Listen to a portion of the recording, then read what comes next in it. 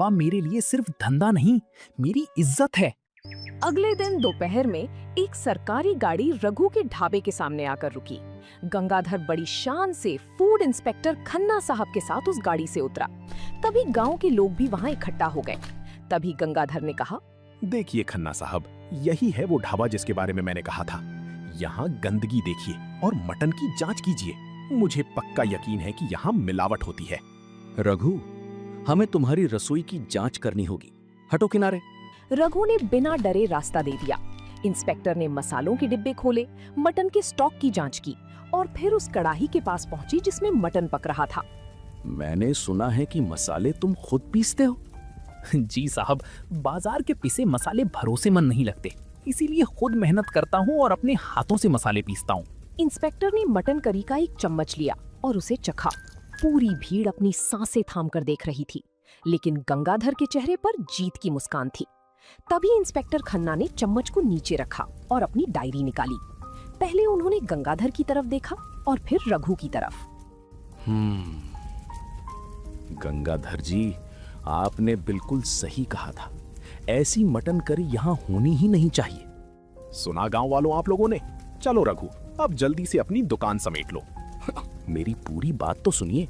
ऐसी mutton curry को यहाँ गांव में नहीं बल्कि शहर के सबसे बड़े रेस्टोरेंट में होना चाहिए। मैंने अपनी 15 साल की नौकरी में इतनी शुद्ध और स्वादिष्ट मटन करी कभी नहीं खाई। इसमें मसाले पूरी तरह प्राकृतिक हैं, मटन भी एकदम ताज़ा है और साफ सफाई का स्तर भी बेहतरीन है। इंस्पेक्टर खन्ना की ये बात सुनकर गंगाधर का चेहरा सफेद पड़ गया। रघु, मैं तुम्हें क्लीन चिट देता हूँ, बल्कि मैं तुम्हें एक सर्टिफिकेट के लिए भी रेकमेंड करूंगा ताकि तुम अपना काम और बढ़ा सको। शुक्रिया इंस्पेक्टर साहब, मैं तो बस अपना काम पूरी ईमानदारी से करने की कोशिश करता हूँ। रघु की ये बात सुनकर गांव वालों ने उसके लिए तालियां बजानी शुरू कर दी और गंगाधर चुपचाप वहां से खिसक गया। रघु की आंखों में खुशी के आंसू थे और उसने हाथ जोड़कर सबको धन्यवाद दिया। आज आपने सिर्फ मेरा ढाबा नहीं बचाया, मेरा भरोसा बचाया है। अरे पगले, तेरा स्वाद ही तेरी ढाल है। अब जल्दी से मेरे लिए एक प्लेट मटन करी चावल के साथ लगा दे।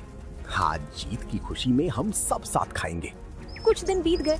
रघु का ढाबा अब पहले से ज्यादा चलने लगा था। इंस्पेक्टर खन्ना के जाने के बाद रघु का नाम पूरे जिले में फैल गया। अब दूर दूर से लोग उसके ढाबे पर खाना खाने आने लगे। एक शाम एक बड़ी गाड़ी रघु के ढाबे पर आकर रुकी। उस गाड़ी से शहर के एक बहुत बड़े होटल के मालिक मिस्टर अरोड़ा उतरे। उन्होंने रघु का बनाया हुआ मटन चावल खाया और बहुत खुश हुए। रघु जी, मैंने बहुत बड़े बड़े होटलों में खाना खाया है, लेकिन आपके हाथ का स्वाद सबसे अलग है। मैं चाहता हूँ कि आप मेरे साथ शहर चले। मैं आपको अपने होटल का मुख्य रसोइया बनाऊंगा और बहुत अच्छी तनख्वाह भी दूंगा। मिस्टर अरोड़ा की ये बात सुनकर शांति खुश हो जाती है और कहती है, इतनी बड़ी नौकरी, अब तो हमारी सारी गरीबी दूर हो जाएगी। रघु ने थोड़ी देर सोचा और फिर शांति की तरफ देखा। उसने बहुत ही शालीनता से मिस्टर अरोड़ा को जवाब दिया, साहब, आपके इस प्रस्ताव के लिए बहुत धन्यवाद, लेकिन मैं ये गांव और अपने इन लोगों को छोड़कर कहीं नहीं जा सकता। इन लोगों ने बुरे वक्त में मेरा साथ दिया है। अगर मैं शहर चला गया तो इन यहाँ के मजदूरों और किसानों को ये स्वाद और ये प्यार कहाँ मिलेगा। मैं यहीं रहकर अपने गांव के लोगों की सेवा करना चाहता हूँ। मिस्टर अरोड़ा रघु की सादगी और उसकी सोच देखकर बहुत प्रभावित हुए और रघु की तारीफ करके शहर वापस चले गए।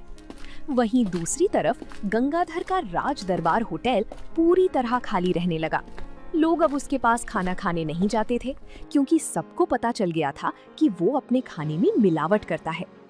तभी एक दिन गंगाधर खुद रघु के पास आया, लेकिन इस बार उसके चेहरे पर गुस्सा नहीं बल्कि शर्मिंदगी थी और वो कहता है, रघु, मुझे माफ कर दो। मैंने तुम्हें नीचा दिखाने की बहुत कोशिश की, लेकिन तुम्हारी ईमानदारी जीत गई। मैं तो तुम्हारा ढाबा बंद करवाने चला था, लेकिन अब मेरा होटल बंद होने वाला है। गंगाधर भाई, गुस्सा छोड़िए, बैठिए और आज मेरे साथ खाना खाइए। आप चाहें तो अपना होटल फिर से शुरू कर सकते हैं, लेकिन इस बार बस अपने खाने की शुद्धता और लोगों के भरोसे का ध्यान रखिएगा। गंगाधर की आंखों में आंसू आ गए। उसे समझ आ गया कि पैसा कमाने से ज्यादा जरूरी लोगों का भरोसा जीतना होता है। समय बीतता गया। कुछ समय बाद रघु ने अब अपने ढाबे को थोड़ा बड़ा और पक्का बना लिया था। उसने गांव के 2 गरीब लड़कों को भी अपने ढाबे पर काम पर रख लिया ताकि उन्हें रोजगार मिल सके।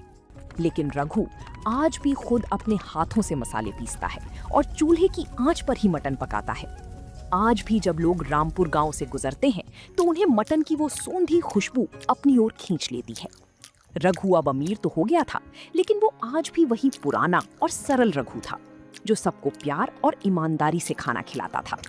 शांति, देखो आज मटन थोड़ा ज्यादा बनाना पड़ेगा। सुना है बगल के गांव से कुछ लोग आ रहे हैं। जी, मैंने मसाले तैयार कर लिए हैं। आपकी ईमानदारी का स्वाद सबको मिलना ही चाहिए। और इस तरह एक छोटे से गांव के ढाबे ने सबको ये सिखा दिया कि अगर काम पूरी ईमानदारी और मेहनत से किया जाए तो इंसान को सफल होने से कोई नहीं रोक सकता। तो दोस्तों, आप लोगों को ये कहानी कैसी लगी कमेंट करके जरूर बताएं और ऐसी कहानियों को देखने के लिए वीडियो को लाइक करें और चैनल को